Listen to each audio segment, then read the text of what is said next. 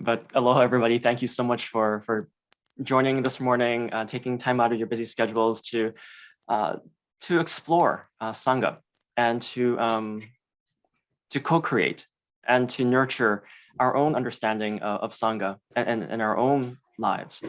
I know all of us have different experiences with Sangha, right? With community. And the most powerful aspect of community is presence. Being present with each other, being present with our suffering, being present with the suffering of others. And as we know in our tradition, as Jodo Shinshu followers, we are all fellow travelers along this path, this journey of life. And so let me begin by sharing my screen with all of you. So again, this morning we will be talking about building Sangha together, nurturing Dharma-centered communities. And let me start this conversation, this discussion with my own introduction to Sangha as a young man. So back in 1997, I graduated from Willamette University and I'd moved back to Hawaii.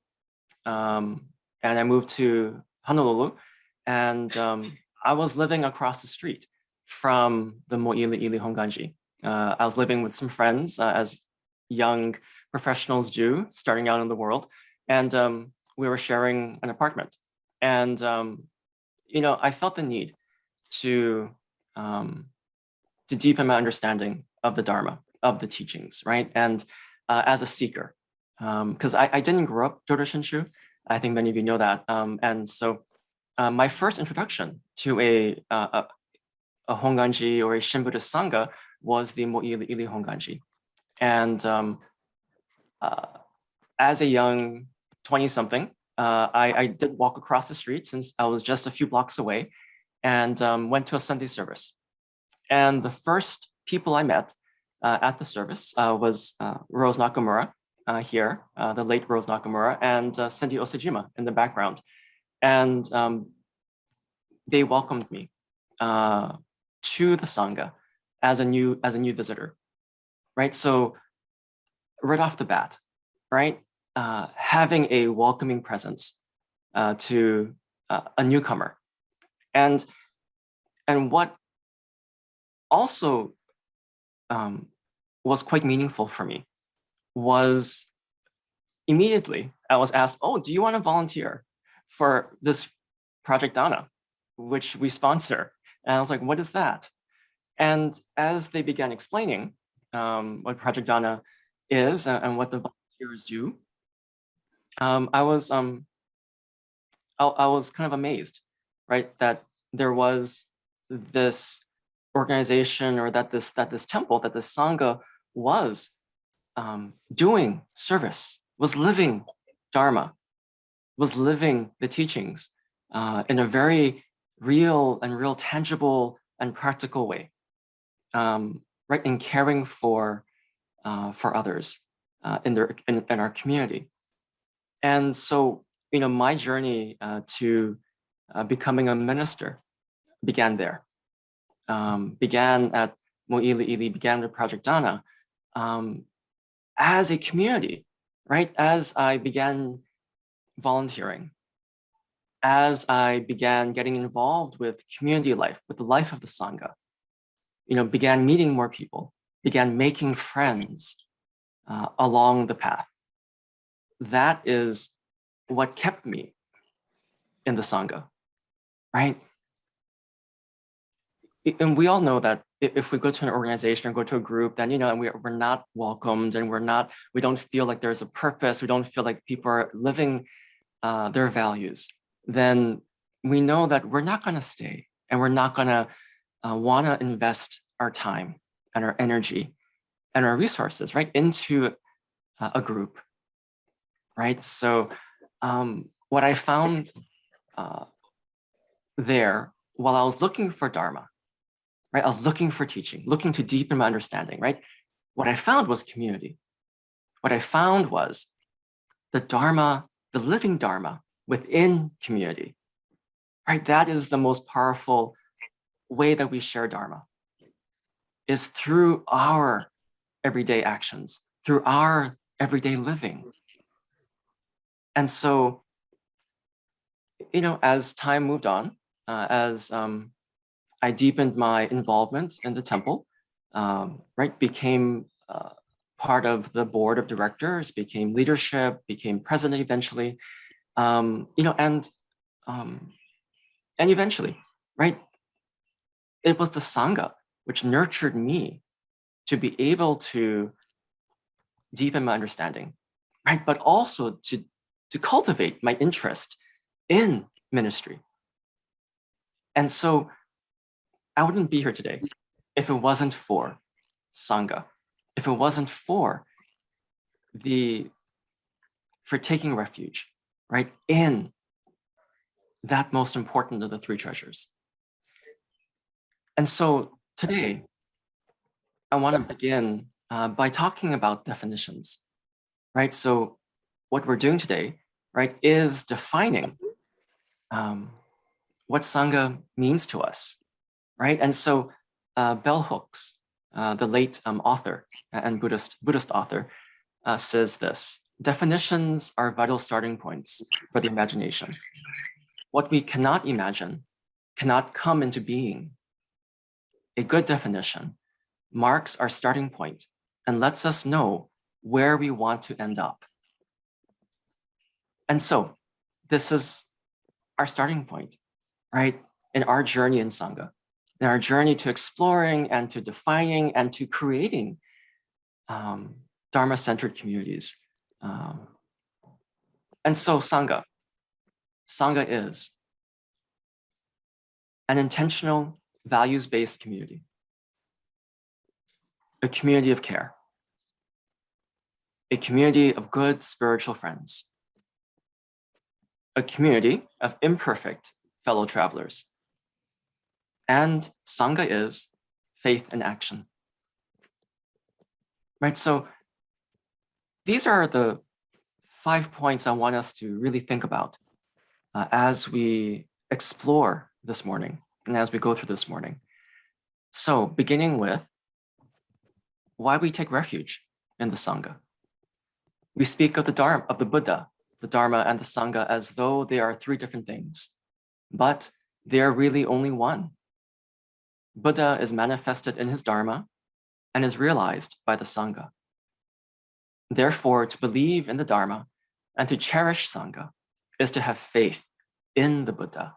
And to have faith in the Buddha means to believe in the Dharma and to cherish the Sangha from the teachings of the Buddha. Right, and so 3 in 1. This is why we have a unity of three treasures. The Buddha, the one who shows us the way in this life. The Dharma, the way of understanding and love. And the Sangha, the community that lives in harmony and awareness, right? And it is in Sangha where the Buddha lives and the Dharma is actualized and is realized. And so as a values-based community, right, this is what the Buddha teaches, that a true community has faith and wisdom that illuminate it. It is a place where the people know and trust one another and where there is social harmony. In fact, harmony is the life and the real meaning of a true community or an organization. This is our understanding of Sangha, right? A community that lives in harmony and awareness. And the Buddha, right, further teaches, right, what a true organization is. Of organizations, there are 3 kinds. First, there are those that are organized on the basis of the power, wealth, or authority of great leaders. Second, there are those that are organized because of its conveniences to the members, which will continue to exist as long as the members satisfy their conveniences and do not quarrel. Third, there are those that are organized with some good teaching at its center and harmony as its very life. Of course, the third or last of these is the only true organization, for in it, the members live in one spirit from which the unity of spirit and various kinds of virtue will arise. In such an organization, there will prevail harmony, satisfaction, and happiness. Right? So I think we're kind of getting the sense of what the Buddha saw as important to the nature of Sangha. Right? We see harmony. We see happiness. We see living based on the teachings, based on the Dharma, based on values that underlie all of our actions, that uplift community norms, ways of being together, right? So in the classical, in the traditional Buddhist understanding of Sangha, right? Sangha meant the monastic community, right? The brotherhood and the sisterhood of monks and nuns who left home life to follow the Buddha, and they created, right, an intentional community of fellow travelers, of fellow believers in the way. But right, as over time, right, lay people are also part of the Sangha, right? We are all part of this dynamic working of organization, right? Of Sangha, what that truly means, right? So for the Buddha, he laid out rules of conduct, right, back in his day, because, right, people were living together. People were coming together from all different classes of society, all different castes, all different walks of life. And they had to work together and live together and study together and to practice together. And so, right, having a values-based organization, having values at the heart and the center of the Sangha was the key to social harmony, was the key to living together well. And so in living together well, right, we are also a community of care, Sangha, right? Not just in the good times, but also in times of struggle, in times of challenging situations.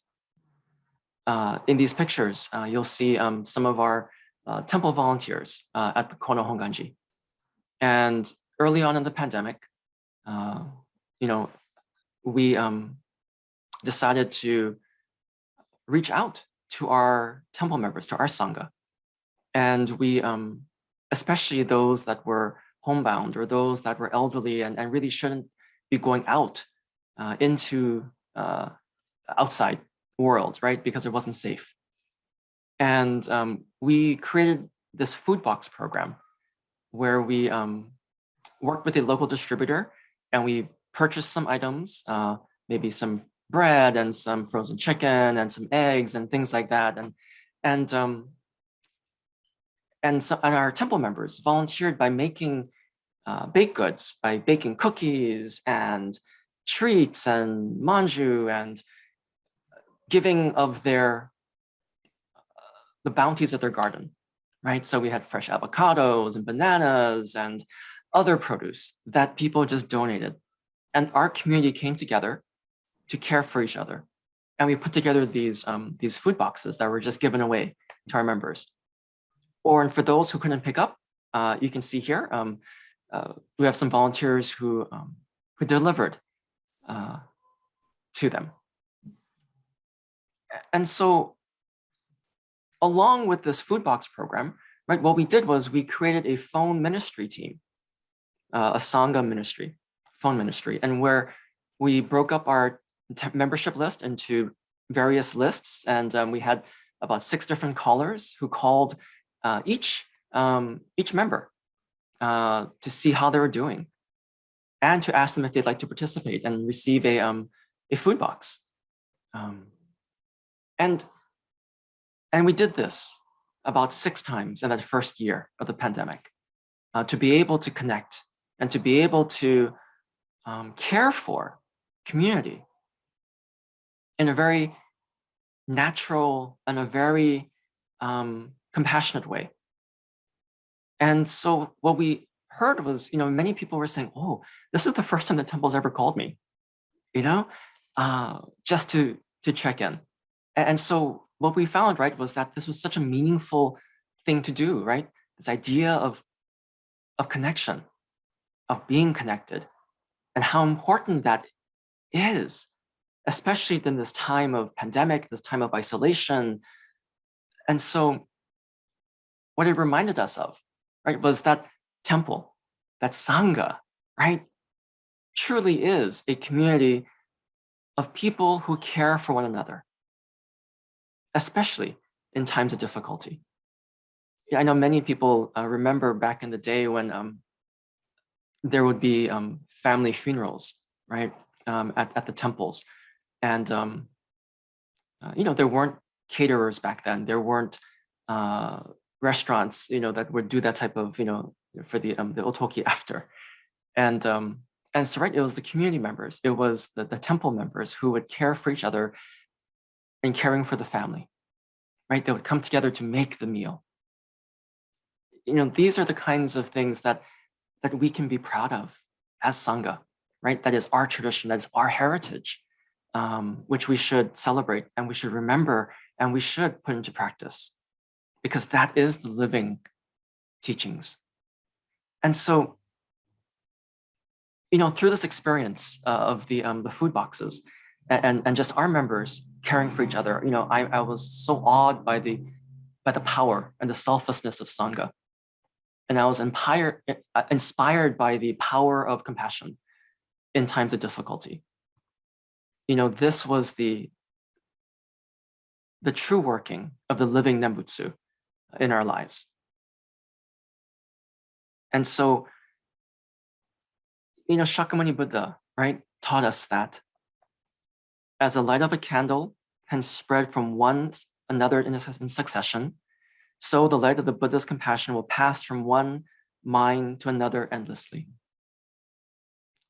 And so Sangha is where we cultivate light, where we cultivate compassion, brightening our darkened world, especially in this time of trouble, in this time of challenges. Right? Compassionate activity is Dharma in action, right? Sangha is the living Dharma, the living Nembutsu. And so the late Vietnamese master Thich Nhat Hanh says, the Buddha said that the water in the four oceans has only one taste, the taste of salt, just as his teaching only has one taste, the taste of liberation. Therefore, the elements of Sangha are the taste of life, the taste of liberation. And when we have to practice in order to become the salt. When we say, I take refuge in the Sangha, it is not a statement, it is a practice. So Sangha, as practice, is something we should remember. And so part of this, of being in Sangha, right, is that we are good spiritual friends. The Buddha placed special emphasis on one's choice of friends, which he saw as having a profound influence on one's individual development, as well as on the creation of a harmonious and ethically upright community. Good friendship is essential, not only because it benefits us in times of trouble, satisfies our social instincts, and enlarges our sphere of concern from the self to others. It is critical because good friendship plants in us the sense of discretion, the ability to distinguish between good and bad, right and wrong, and to choose the honorable over the expedient. Right? In Sangha, we hold each other accountable for our actions. Not in a negative way, but in a way of learning, in a way of growth, in a way of transformation, right? Because we are practicing and walking the path together. And the Buddha offered this teaching. Venerable Ananda approached the Blessed One, paid homage to him, sat down to one side and said, Bhante, this is half of the good spirit of the spiritual life. That is good friendship, good companionship, good comradeship. Not so, Ananda, not so. This is the entire spiritual life. Ananda, that is good friendship, good companionship, good comradeship. When a monk has a good friend, a good companion, a good comrade, it is to be expected that he will develop and cultivate the Noble Eightfold Path.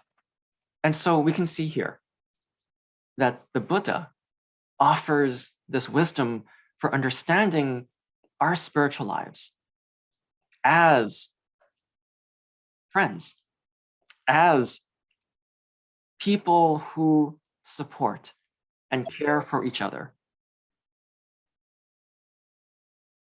in cultivating our practice. And so we are a community of friends, right? The Sangha is a community of friends practicing the Dharma together in order to bring about and to maintain awareness. The essence of a Sangha is awareness, understanding, acceptance, harmony, and love. And the Buddha, right, continues in his explanation of what good spiritual friendships are. And he describes, right, the qualities of good spiritual friends. He says, young man, there are four kinds of kind-hearted friends. The friend who is helpful, the friend who shares one's happiness and suffering, the friend who points out what is good, and the friend who is sympathetic. In four cases, a helpful friend can be understood. He protects you when you're heedless. He looks after your property when you're heedless. He is a refuge when you are frightened. And when some need arises, he gives you twice the wealth required. In four cases, a friend who shares one's happiness and suffering can be understood. He reveals his secrets to you. He guards your own secrets. He does not abandon you when you are in trouble, and he would even sacrifice his life for your sake. In four cases, a friend who points out what is good can be understood. He restrains you from evil. He enjoins you in the good. He informs you what you have not heard, and he points out to you the path to heaven. In four cases, a sympathetic friend can be understood. He does not rejoice in your misfortune. He rejoices in your good fortune. He stops those who speak dispraise of you, and he commends those who speak praise of you. So, right, as we think of our own friends in our lives, right, kind of good advice, right? What are true and real friends? Friends that will pick us up when we've fallen down. Friends that will hold our confidence. Friends that will also call us on our own, BS, right? Friends that allow us to be who we are, right? And so, last month, there was this great seminar, Dharma Through the Eyes of Youth. And this panel of youth, of our young people, young Buddhists, was quite amazing. I hope many of you have seen it, or if not, if you haven't, go and watch the video and hear their stories, hear their understanding of Sangha and why it's so important for them, because the overall message that they shared was that Sangha was where they could bring their whole selves. Sangha was where they were affirmed exactly as who they are. They could come out to be exactly who they are and who they need to be, without judgment, and loved for who they are, right? And so they all credit Sangha. They all credit community as the place that nurtured their ability to find their confidence, to find their place in life as they continue to discover their place in life, right? That is a powerful thing, to have a safe space, a safe place for young people, for each of us of any age, to be able to bring our whole selves without judgment, and to feel the embrace of Amida Buddha. That is what Sangha is about. And so, as a community of practice, the Buddha offers this teaching for lay people, as he had also offered advice to the monks and the nuns. What is good friendship? Here, in whatever village or town a clansman lives, he associates with the householders or their sons, whether young and of mature virtue or old and of mature virtue, who are accomplished in faith, virtuous behavior, generosity, and wisdom. He converses with them and engages in discussions with them, insofar as they are accomplished in faith. He emulates them with respect to their faith. Insofar as they are accomplished in virtuous behavior, he emulates them with respect to their virtuous behavior. Insofar as they are accomplished in generosity, he emulates them with respect to their generosity. Insofar as they are accomplished in wisdom, he emulates them with respect to their wisdom. This is called good friendship. You know, I learned this as a young man, as a volunteer with Project Dana, watching Rose Nakamura, watching Cindy Osajim, watching the other volunteers, caring for others, living these values, emulating the values that they were talking about.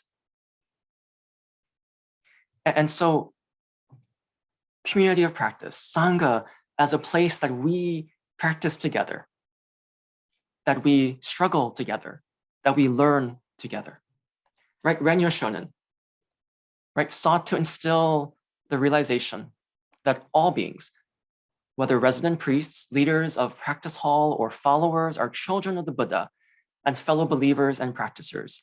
The idea of ondobo ondogyo, right? He endeavored to create an open religious organization based on the standpoint that all persons in the Shin Buddhist tradition are followers of the master Shinran.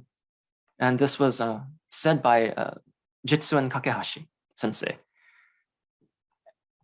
Right, and so Renyo, right, is the eighth abbot, right, the restorer of the Hongwanji, right, and through his efforts, right, through his propagation, through his redefining of what Sangha is, has enabled us to encounter the Sangha today. Sangha is community in the Jodo Shinshu tradition, right? As James Dobbins says, between the 13th and the 15th centuries, the Shinshu blossomed from an obscure band of Pure Land adherents into one of the largest and most powerful schools of Buddhism in Japan. Its success resulted from a variety of factors, both external and internal. First of all, the Shinshu gained a foothold among the lower classes in the countryside. As this rural population began to organize into autonomous villages, Shinshu congregations emerged as rallying points for village society, since they provided a meeting place for communities, a reason for assembling, and a religious network linking villages to one another. Right? Think about how our temples operate, right? Traditionally, as in Hawaii especially, right? As on the plantations, right? As centers of the community, as places of where we could be together, right? So understanding that Sangha is community, understanding that Sangha has power behind it, not just because of its spiritual values, but because of its human value, human capacity, right? Each of us brings our own gifts to Sangha. Each of us brings our own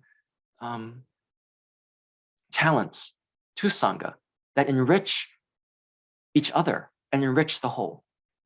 And so this idea of the Shin Dojo, right? So in our tradition, we didn't have grand temples when we started out. We had simple houses or places where the myogo was put up, or painting of the Buddha was put up, of me the Buddha.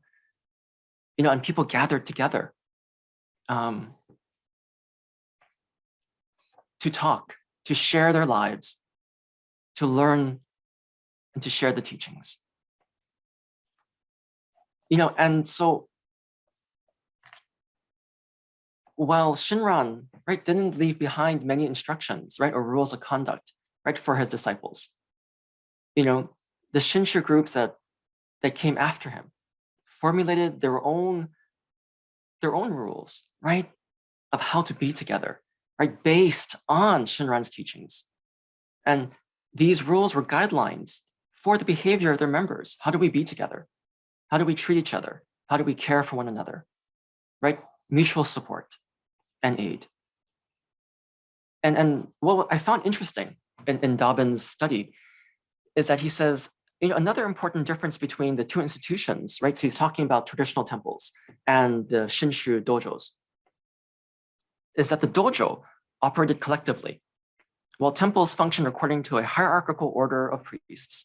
In many dojo, decisions were made by the group as a whole, meeting in plenary session to discuss issues. This system of consensus was the reason that congregations were able to share in power, share in decision-making, share in the life of a community. And members of the dojo, right, were asked to contribute to maintain their hall of practice, right? And this was a voluntary thing that people came together of like minds to care for each other, to care for their Sangha. And so, this is something that is very unique, about our traditional ways of being together, ways of being Sangha together, that I think carry on into today, right? Carry on that spirit of collective decision-making, the spirit of struggling with each other in making decisions as a community. And so, right, as any human community, as any human organization, we are an imperfect community, right? And Renyo, right, says this: the faults of others are easy to see, but our own faults are difficult to recognize. If one sees that he has a fault, he must realize that that fault must be very grave indeed for him to recognize it himself. Thus, he must take steps to correct his fault. Because it is difficult for us to see many of our faults, we should listen to the advice of others. This is why we practice together. This is why we are a community together, because we are good spiritual friends, right? We help each other along the path. We help each other to become more, to become better, to become more than our greed, to become more than our ignorance, to become more than our anger, right? That we are always becoming more with each other. And we take refuge together. As Thich Nhat Hanh says, every member of the Sangha has his or her weaknesses and strengths, and you have to recognize them in order to make good use of the positive elements for the sake of the whole Sangha. You also have to recognize the negative elements so that you and the whole Sangha can help to embrace them. You don't have to leave that negative element to the person alone, because he may not be able to hold and transform it by himself, right? We are transformed together, not by ourselves. This is the fundamental teaching of interdependence. And you don't need a perfect Sangha, he goes on to say. A family or a community doesn't have to be perfect in order to be helpful. In fact, the Sangha at the time of the Buddha was not perfect, but it was enough for people to take refuge in. Because in the Sangha, there were people who had enough compassion, solidity, and insight to embrace others who did not have as much compassion, solidity, and insight. But it was enough for people to take refuge in. And so we are Bombu together, right? We are foolish beings together, right? As the lotus that rises beautifully from the muddy waters, we too rise, right? By taking in the muck of our lives, taking in all of who we are, who we truly are, right? Warts and all, right? And in that process, in that spiritual transformation, we are able to bloom beautifully, right? Rising above the waters of suffering, the waters of our lives, right? So if we lived in a Sangha where everyone was perfect, everyone was a Bodhisattva or a Buddha, that would be very difficult for us. Weakness in the other person is very important, and weakness within yourself is also very important. Anger is in us, jealousy is in us, arrogance is in us. These kinds of things are very human. It is thanks to the presence of weakness in you and weakness in the brother or sister that you learn how to practice. To practice is to have an opportunity to transform. So it is through our shortcomings that we learn to practice, right? but it is also through our shortcomings. It is also through our limited human self that we are embraced by Amida Buddha's wisdom and compassion, right? That is the deep mind, right, of Shinjin, right? One, we know ourselves to be foolish beings, bound by our karma. And two, we are embraced by the Buddha because we are limited, because we are human beings, right? And when these two come together, we truly become human. We truly become our real selves, right? Our fuller selves, as Honen Shonen shares, right? And ultimately, Sangha is faith in action. Although you may not give a Dharma talk with your words, you're giving a Dharma talk with your body, with your in-breath, with your out-breath, with your life. That is the living Dharma. We need that very much, just as we need the living Sangha. And so, Project Dana, faith in action. Our temples, our Sanghas have to be faith in action in all that we do. Not just in temple, not just when we're together, but everywhere we are, everywhere as a Buddhist that we go, we are living faith in action. So our living values.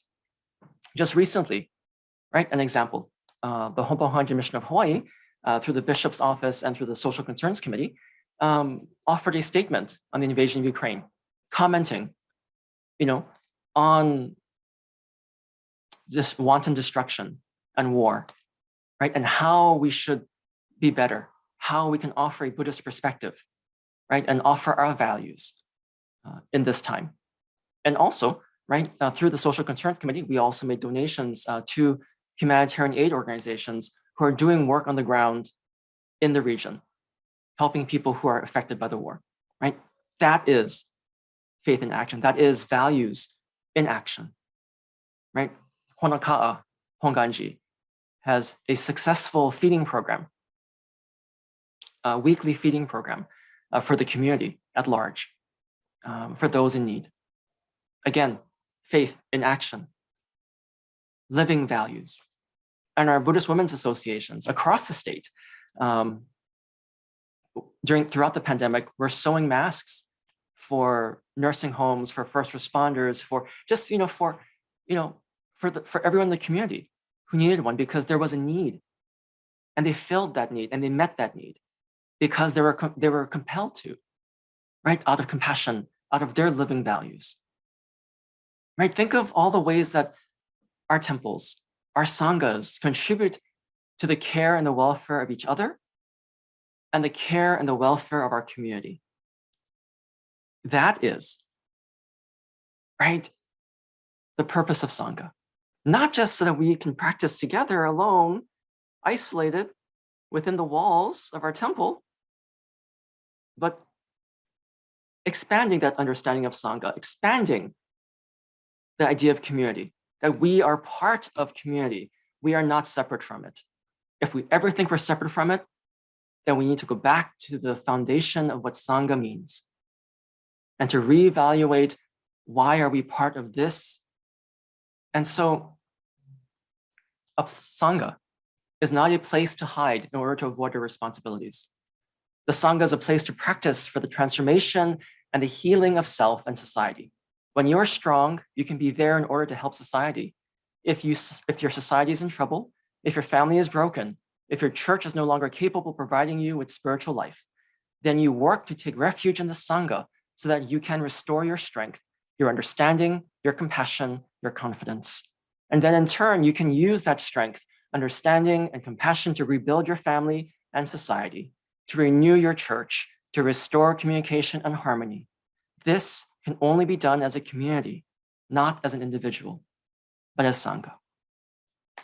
And so we understand, right, this idea of Sangha in Jodo Shinshu, right, is realizing Shinjin oneself and guiding others to realizing Shinjin.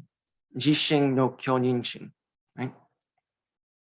As people have encountered Shinran's teaching, they have come to realize the truth in this teaching and thereby have awakened to the great compassion of Amida Buddha, All who truly awaken to and attain Shinjin entrust themselves wholeheartedly and completely to Amida Buddha's vow, realize that all life is equal and precious, and thus all Nembutsu followers are fellow practicers. And so, Sangha is an intentional, values-based community, a community of care, a community of good spiritual friends, a community of imperfect fellow travelers. And ultimately, Sangha is faith in action. And so, living the Nembutsu together, and let me close with this, from the words of Gomonchu Koji no Tani, from his writing, The Gratitude for the Jodo Shinshu Teaching.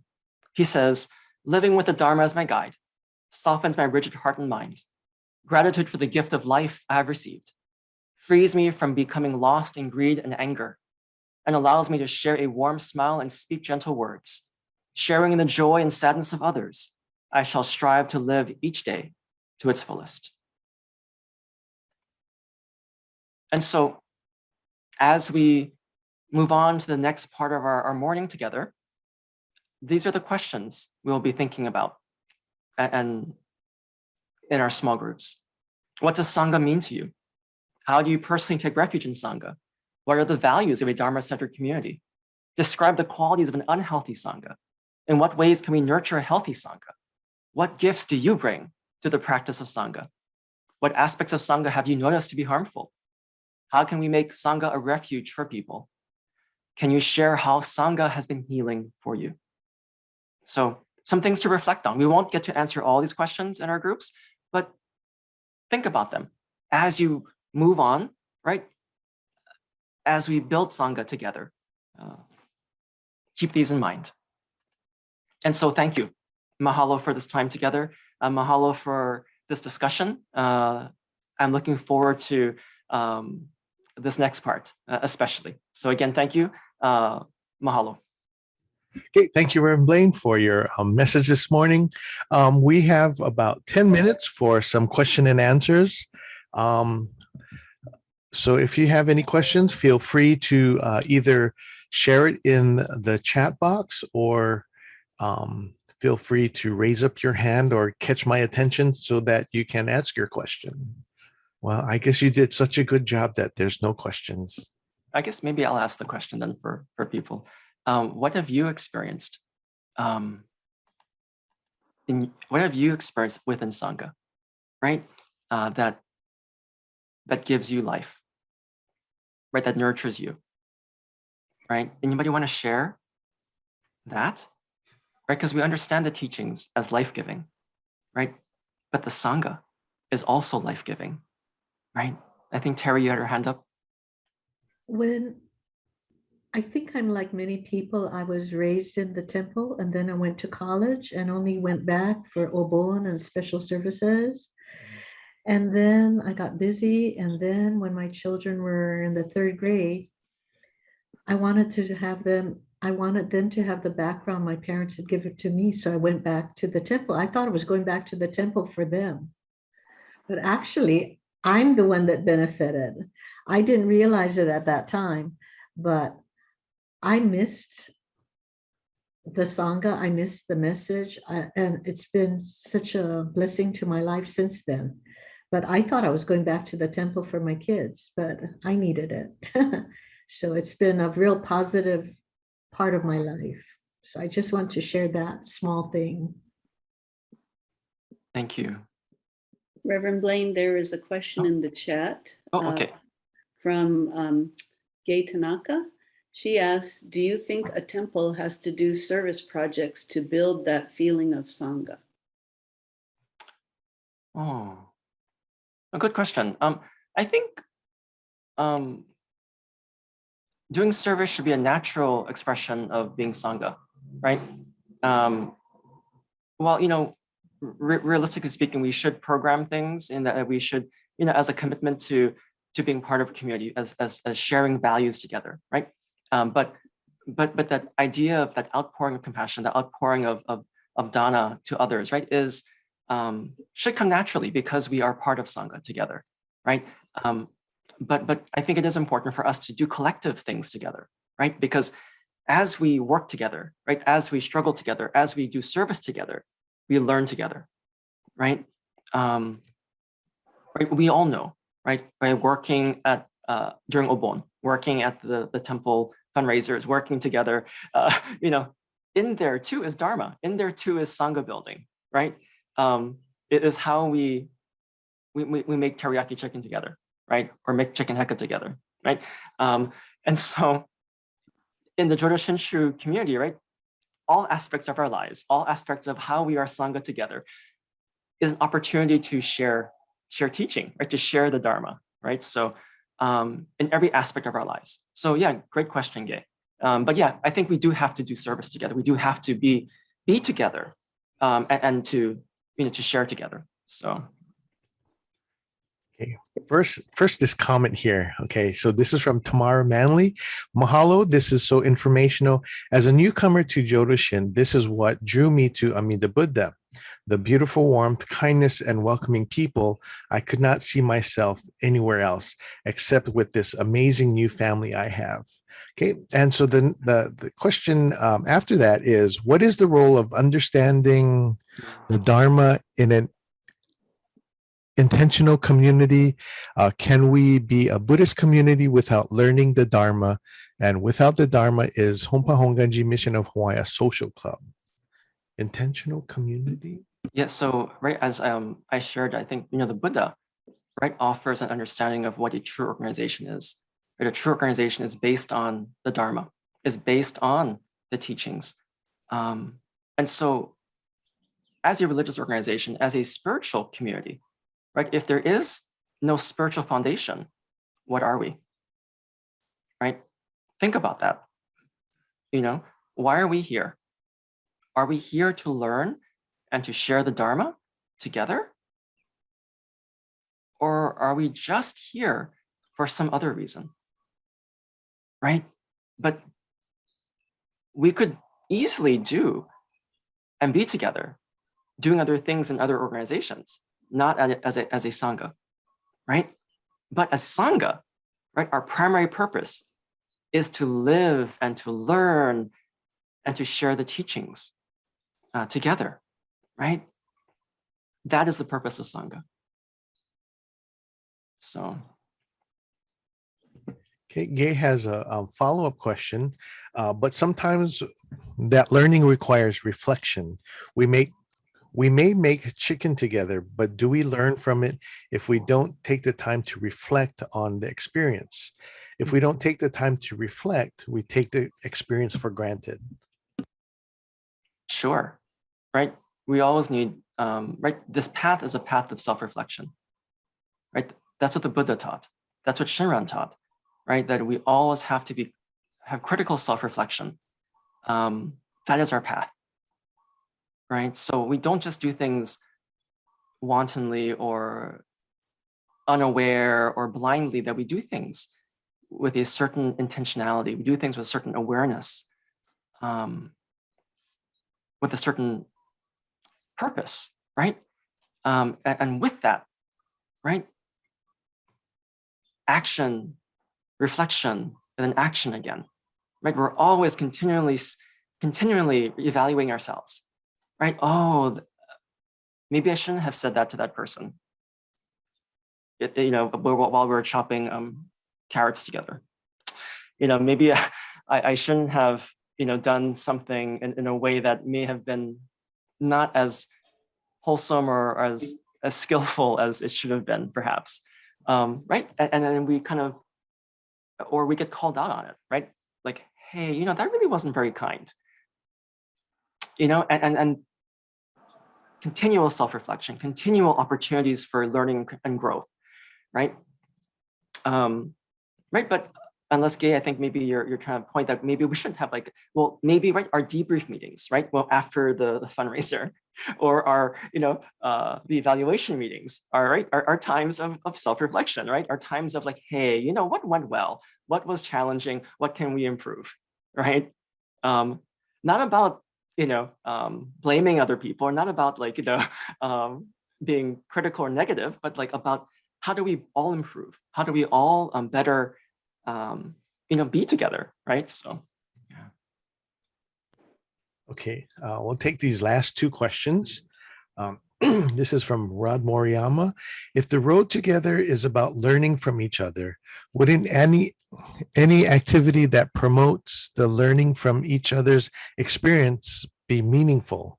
And how do you build trust? Every activity, everything we do right in life is an opportunity to learn, to grow, and to share, right? And to deepen our understanding of the Dharma, working in our lives, and building trust, right? Takes each of us to engage with an open heart, an open mind, but also to be vulnerable with each other, right? We have to risk in order to build trust, right? In any situation, in any group, right? Just venturing into a new environment is risky, right? Venturing into a new group is risky, right? Because it's outside of our comfort zones, and we haven't built trust yet, but we have to risk that, right? Have to offer risk to ourselves in order to trust and to learn and to build trust. So that's how I think we can build trust.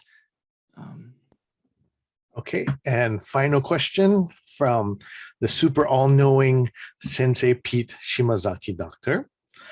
He says, Mahalo Higa Sensei, could you comment on relationship, kuleana, dynamics, etc. of the Sangha within a larger, diverse, multi-faith society, please? Right, so as I was kind of explaining a little bit, as we expand our understanding of Sangha, as we expand that definition of what Sangha means, it's not just the monastics, it's not just the lay people who support the monastics, it's not just our Shin Sangha, right? As neither monk nor lay, as fellow travelers, right? That there's a more universal Sangha, right? There is a expanded understanding of what Sangha means, right? We are part of a community. We're a community within a community, right? Because each of us also, in addition to our own part of the Sangha, right? Or of a Sangha, are part of many other organizations, or many part of other, right? We have families. We are part of the Lions Club. We are part of the, other, societies and organizations and other things in the world, which we are part of, right? So the Sangha that we are part of goes with us, right? So everywhere we go, we bring the Sangha with us because we are the representatives. We are the living Sangha, right? And so, and how we interact and how we are together with other people, right, is the way of sharing who we are, what we stand for, what we are about, what our values are, right? And that's how we work in a multi-ethnic, multi-faith society, right? By sharing our living teachings, as our mission statement says, right? So, yeah, thank you. Thank you for your question. Okay, so thank you very much, everyone, for your questions.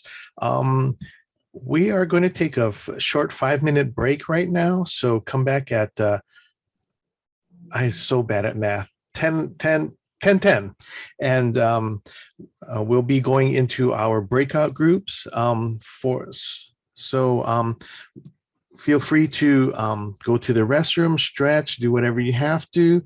You're welcome to unmute yourselves and talk story for a while.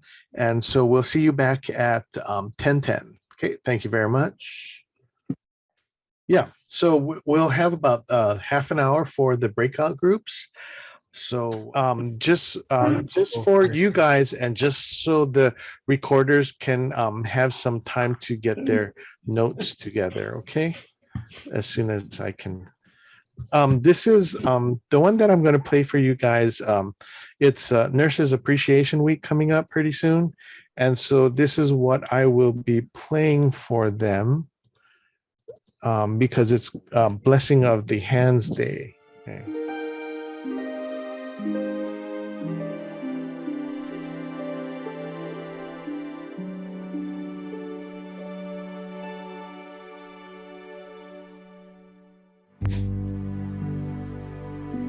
You are precious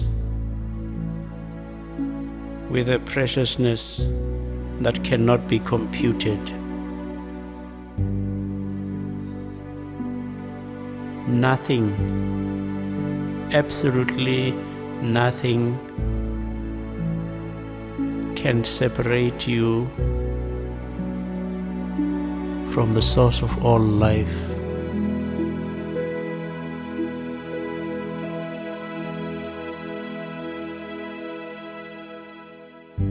Nothing, not disease, not suffering, not even death.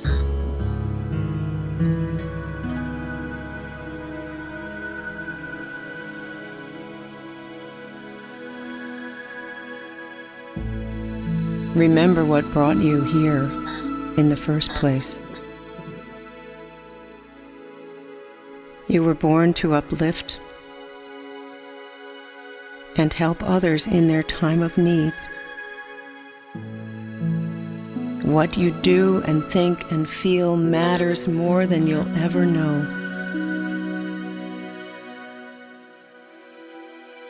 Have mercy. Please be kind to yourself.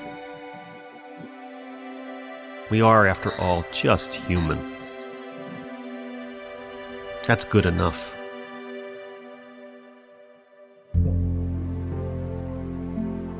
What's needed is your presence, your love, your caring, all these things that you might think are not enough are exactly what is needed.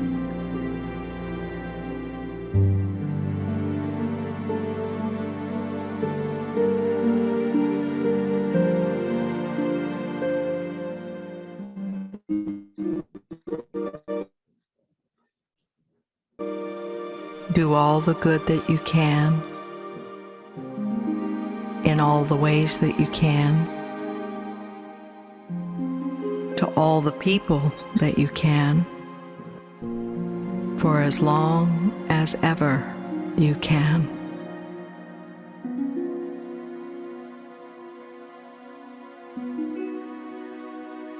My wish for you is that you'll take the time to get in touch with and to remember your own good heart.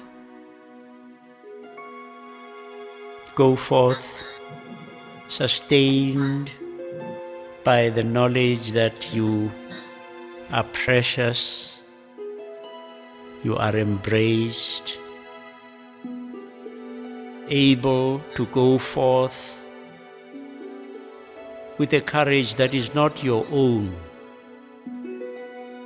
because its source is the source of all that is beautiful, that is good, that is true.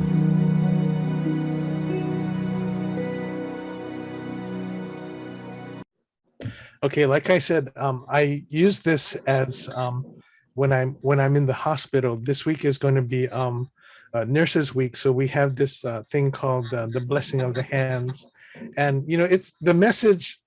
We can take it back into our Sangha, in which we remember that the human touch is a crucial part of not only healthcare, but within the Sangha. And, we can take that. We can use the human touch in the Sangha.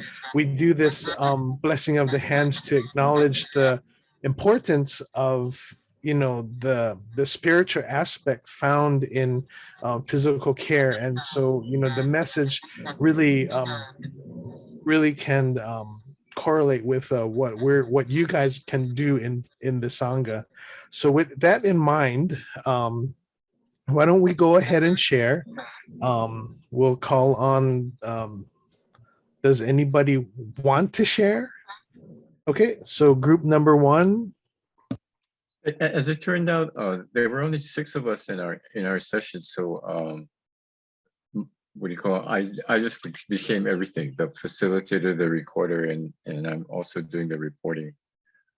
We went through as a few of the questions, but it was, you know, for the 30 minutes or the 40 minutes that you gave us, we really needed more time. But nevertheless, we started out with what are the common characteristics or values of a community, and regardless of whether it's a religious one or a community-based one, it all starts out with common goals and respect for each other and generosity. And then as we move to, say, a more temple setting, the idea of dana, of selfless giving, and the energy and the dedication that goes with the concept of hosha, how we take care of our temple and our temple facilities, all seem to be a very important part of it. I guess due to Reverend Blayne's you know, kind of directed importance of Project Dana at Moili Hongwanji.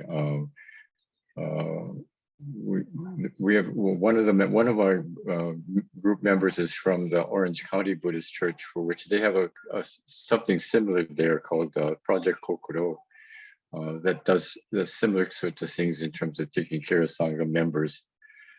And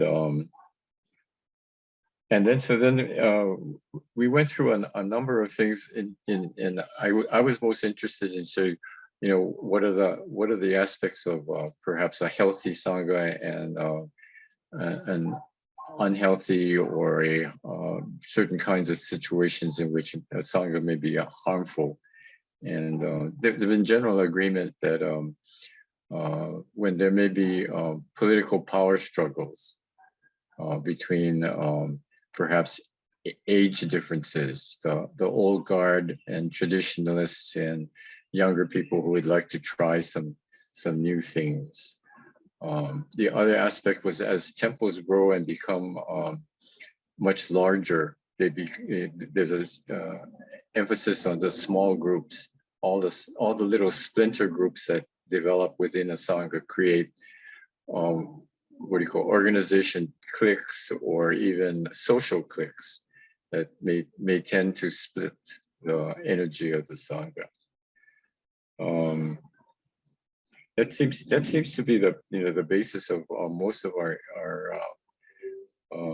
our discussion.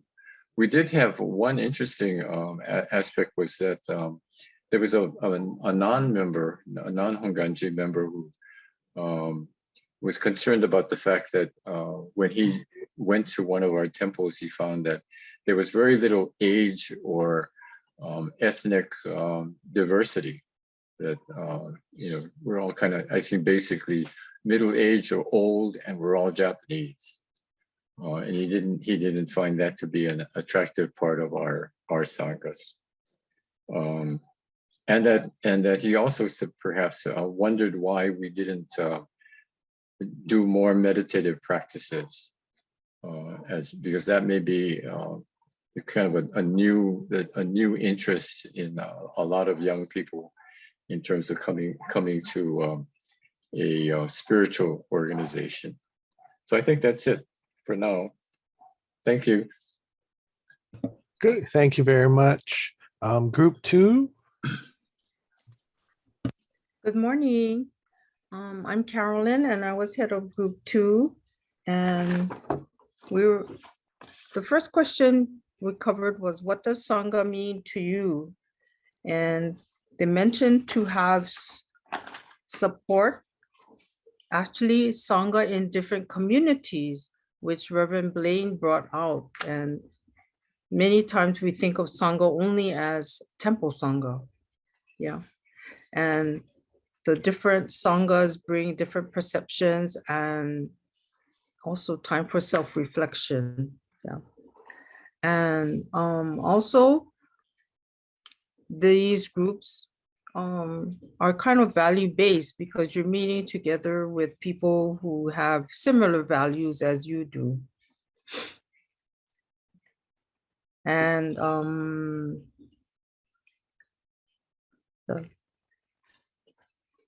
this is one of the questions, is the Sangha got together often pre-COVID, and then they were able to meet and talk to a lot of people.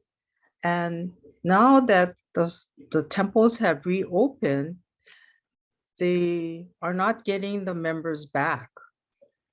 So there was a little talk about how maybe we need to think of strategies to get ways of getting people back to the temple, as well as trying to reach out to the larger community. The second question was, how do you personally take refuge in the Sangha? And they said that it's helpful to have connections with people informally for advice, and they're able to help solve their problems. And you can even go to the ministers to get their perspective also. And usually the people you're talking to are kind of on the same path you are, so it's easier to talk to people like that, who share your same kind of values. Then the third question, what are the values of a Dharma-centered community? And that's when we're going to get cut off. And so we put in as many as we could. So the values we put up were gratitude, kindness, empathy, and compassion. Then when we got back, we answered the question, what ways can we nurture a healthy Sangha? And this person put in this little bit of information, which I think is very valuable to everybody. It says that at her temple, that the availability for the Sangha to the temple and office to be open, to have coffee, to talk to the minister. In other words, a very open environment is very important. And to try and get people connected, even if it's only one person, and to think of ways to try and connect to that person, either by letter, phone call, or also the BWA has a big hand in creating these connections. And also this person mentioned that the minister got married, and so they had a welcome party for his new wife. And so by creating that atmosphere for his new family, then his wife is now very comfortable in their family, in their temple family. And also to be able to connect to other ministers in their area. And by doing that, then it's very easy to then go to his temple for their different kinds of services, such as Hanamatsuri or Bodhi Day. And you get to meet new members of their temples and create new friendships. And another person found that actually in daily living, to find the values and teachings, and then your actions will help to nurture the Sangha. So here they mentioned again about the BWA made a strong effort to keep members connected through postcards and phone calls. And like somebody mentioned, again, it says that they're surprised that this is like the first time somebody called them. Okay, and then number 9, can you share how Sangha has been healing for you? And it's through, when something happens to you, that somebody comes to help to provide emotional support, as well as offering assistance, and really being there as a caring presence. And you really have somewhere to turn for personal comfort. Okay, so that's what we have. Thank you very much. David, do you want me to go on group 3? Sounds good. Go ahead, Wayne. Okay. Hi, I'm Wayne Yoshioka with group 3. Our group leader was Evan Watarita of Waipahu Hongwanji. We also had Steve Los with Hawaii Betsuin, Nancy Shimamoto from Moili Hongwanji, Kathy Kaufman from Hawaii Betsuin, and Sharon Higuchi from Makawao Hongwanji. That was our group. And I'm from Hawaii Betsuin. We got through 2 of the questions. The first one being, what is the Sangha? And I think what let me share a few thoughts that were generated here. I think one of them is to have a good Sangha, internally, we need to be strong. Nancy talked about in the board actually holding a social to get to know each other better, and try to, so you don't only talk about business of the temple, but you get to know each other on a personal basis and you develop relationships. And through those relationships, then you form a solid core. And it's, that way you can expand from there into the overall temple as well. One thing I was talking about was we have to do things together. We need to do things together. And through that, the Dharma comes out. Because as we interact together, there are situations in which we have to draw on the Dharma to help work ourselves through various things that we encounter. And I think but the main thing is doing things together generates that, strengthens the inner relationship and bond. And I think it's really important that we build that strength internally before we start reaching out. We have to be strong internally. We have to know who we are. Steve brought up the fact that, you talk about Sanghas, but there was a capital S Sangha, and there are a lot of small lowercase Sanghas. And what he was getting at was that oftentimes an organization, a temple, will have many interest groups. You have maybe the environmental Sangha, you may have, BWA, you may have different groups. And together, through a strong relationship between all of those, we build the big Sangha, the strong big Sangha. So I think the advantage of having little Sanghas, though, is that it enables people to gravitate toward their interest. We have to remember, though, that these little Sanghas need to all unite to form the big Sangha. So again, focus very much internally first, get ourselves strong as a Sangha, then we reach out. Kathy exemplified that in saying that she kind of liked the Futaba lectures and the Dhamma talks after services, talk story, and a lot of volunteer work. Again, these little Sanghas building the big Sangha of the temple. Sharon Higuchi was saying that, it's not only the temple, people who come to the temple all the time. There's a bigger community out there that is related to you. I mean, they may not come to temple, but they're members. And a lot of times they even pay dues, but they don't show up at temple. We shouldn't forget about them. We need to include them. We need to reach out to them. They're still part of our Sangha. And we need to make sure that they feel like they're cared for and they are important to the Sangha that we have. Then the other question we had, Dagatu, was, well, what can you do to develop a strong Sangha? And, Evan was talking about, one of the things, especially when the pandemic was occurring, he was really impressed that a lot of people did come to the temple and did help to keep the temple going, worked at the temple, did maintenance around the temple, worked together to keep the temple going even through the pandemic.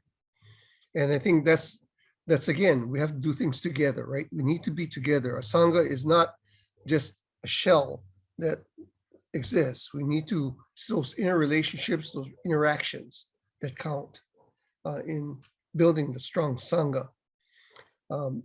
Steve Loss was talking about a lot of action. We need to walk the talk. We have to have action. We have to do things to really appreciate build what a Sangha is. And, I think one of the things about building a strong, healthy Sangha is openness, honesty, and collaboration. I think sometimes, in the interest of a goal, sometimes there may be a very single-minded pursuit of something that excludes the majority. And I think what it really needs to have an open discussion, an honest discussion, and a lot of collaboration among the members. And when you do that, you build ownership of what we're doing and really develop the strong core that we need to then develop Sangha. So those are the two questions we got to. Okay, thank you very much. Okay, we're like super overtime right now, so maybe if you guys for the next couple groups, maybe just summarize one point from what you guys went to. Okay, so number 4. So, okay, I was gonna do the bullet point thing, David, anyway, so that's fine. But you said reduce it to 1, so in the interest of not repeating what has been shared before, something different from our group, because some of the same aspirations and concerns were shared. One was about the importance of inclusivity in the Sangha, and that includes this environment we're in now. So hybrid, relationship, incorporating those that the digital realm works better than in person, but to be inclusive about it, not be one or the other. And that the key thing is that the Sangha is a community that's not a bubble. It doesn't create more separation between other society, but and that's the challenge, is how do you build a container, a Sangha, that members of our group shared, like through the pandemic, how the Sangha virtually and otherwise helped them get through the pandemic.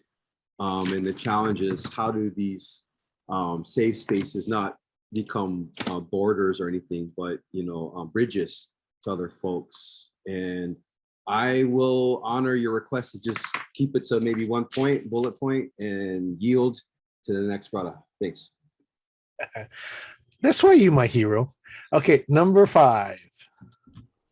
I'm assuming that I'm the recorder, so I'm the speaker to this Rad Moriyama, and we will limit it to one thing. I agree with many of the things that were being said. We all shared the same ideas.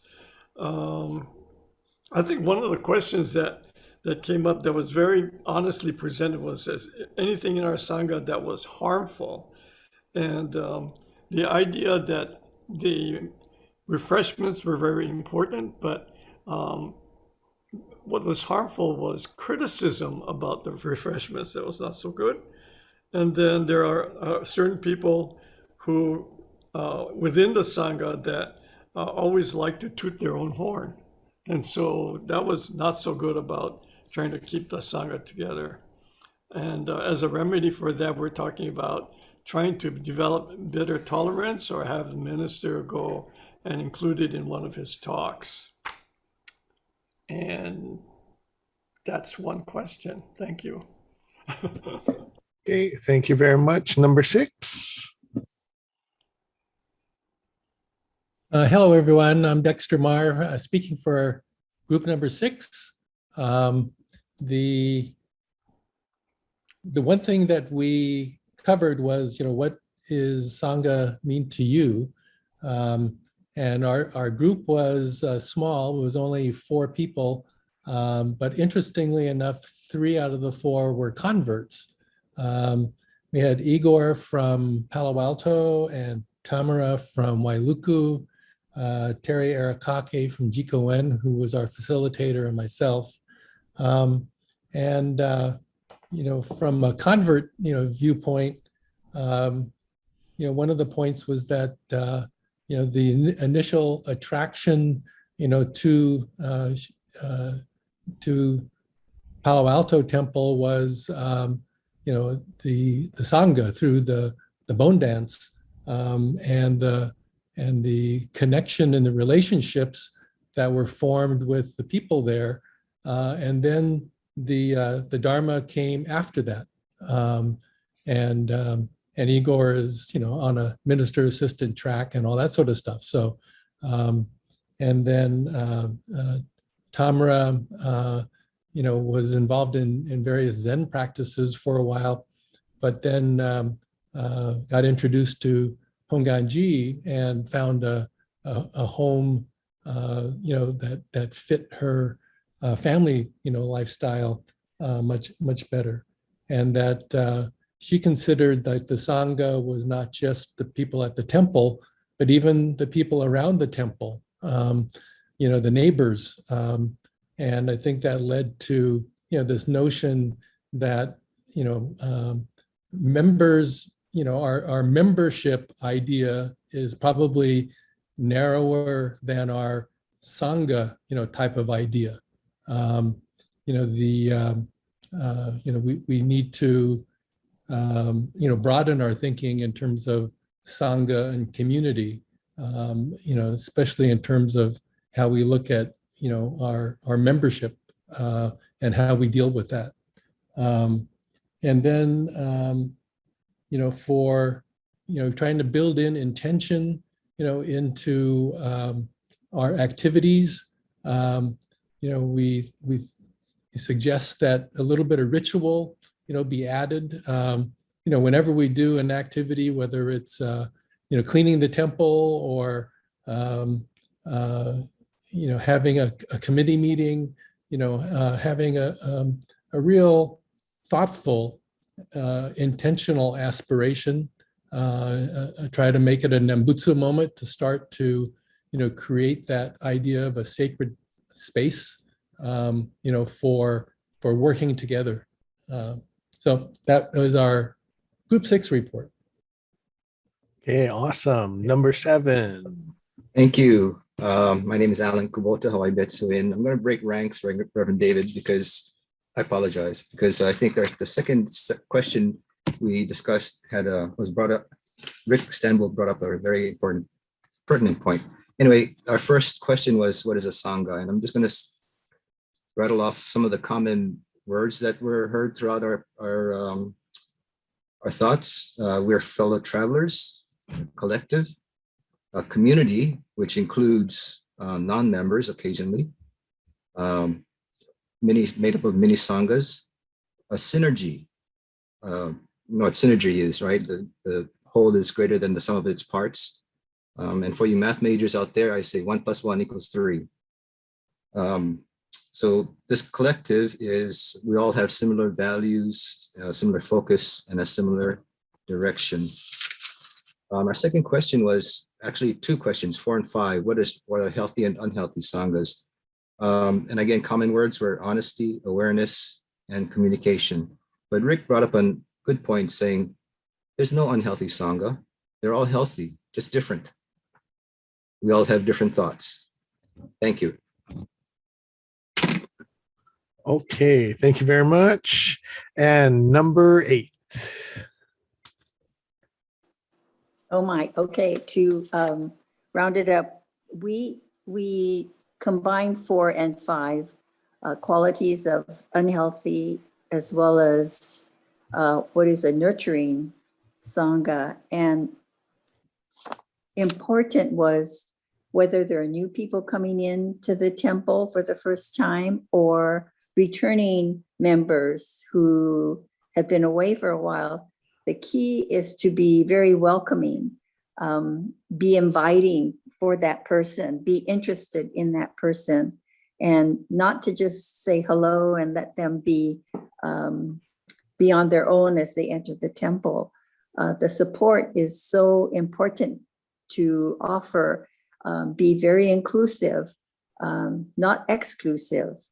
Find out, why did they come to the temple if they're brand new, and maybe find out where have they been if they're just returning, to really be interested in the person involved. So basically that's it in a nutshell. Thank you everyone for your comments. Let's see, my note says, okay, so I'd like to end here. I'd like to thank Reverend Blayne Higa for his presentation today. And I would also like to thank everyone from the Oahu and Honolulu Hongwanji councils and the and OBE for their hard work. And of course, all of you for participating today. We will have the recording of this seminar posted, and also it will be emailed to all of you who registered in about 2 weeks. A evaluation should have been emailed out to you, and we would really appreciate it if you can complete it, as it will help us to plan future events. Other than that, Let's end today with the recitation of the Nembutsu. If all of you could join me with your hands put together. Namo Amida Butsu, Namo Amida Butsu, Namo Amida. Okay, so sorry we went like majorly over time, but thank you once again to all of you who generously donated on behalf of the seminar. And so these donations will be designated for future educational programs. Okay, so thank you very much, everyone, and please take care and stay safe.